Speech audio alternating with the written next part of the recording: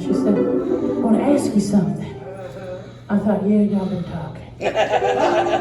Sure enough. She said, I want to know. She said, do you go down one of them churches where they jump up and down? I said, I do. She said, do you do that? I said, I do.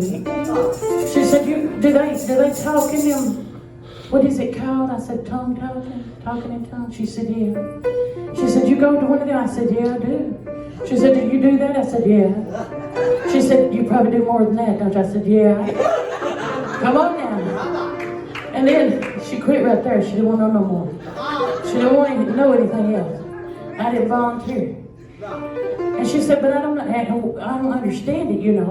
I know you're not crazy. I said, makes you wonder. Come on. She knew I wasn't a nut. She knew there was something to it. I was down in Barberville, Kentucky. But she was from Louisville. Lord taught her a little something in Barberville. But I remember she looked at me and she said, well, why do you dress like that? I said, honey, the only thing I know to do is tell you I'm peculiar. Yes. That's the only answer I have for you. It's like falling in love. Come on. I dress for him. It ain't because I want to look good to you. I dress for him. It's my personal sacrifice to him. This hairdo and this dress, that's my personal sacrifice. I said, it don't bother me if you got purple hair and a nose ring, and it still don't, baby. I worship with you. If you love Jesus, I worship with you. I love you too. It don't matter. I'm not hung up on your hang-ups. If you are, you need to look at the cross. He was hung up for my hang-ups. And he was hung up for yours. All you got to do is let go of them. That way you can worship with people. You can love people. And some of them might want to be one of them. They might say, I think I want that. I think I want that deeper note. Come on. When you consecrate yourself unto God, and you get real deep, and you make sacrifices, the Lord does acknowledge that. And he will send stuff to you. Let you feel things you thought you'd never. Come on, I could get into it tonight, but I ain't going to. No, come on. There's a reason we live this way. There's a reason we look this way. It ain't for nothing. It ain't for a show. I don't do it to get in the door somewhere. I do it because it's my personal sacrifice to it. Why in the world I started talking about that, I just don't know. I don't know, but that's all right anyway. We're going to tear off the roof tonight. I'm sorry, y'all sitting down, and I know it's Thursday night, but I didn't drive 4 hours just to sing pretty for you and go back home. Come on. Come on. The air conditioner, I need Freon in my van. And I sweated all the way here, baby. And I didn't sweat for nothing. So we're going to do something tonight, and I do it before I go. Brother Tim knows what I'm fixing to do. We're going to do it.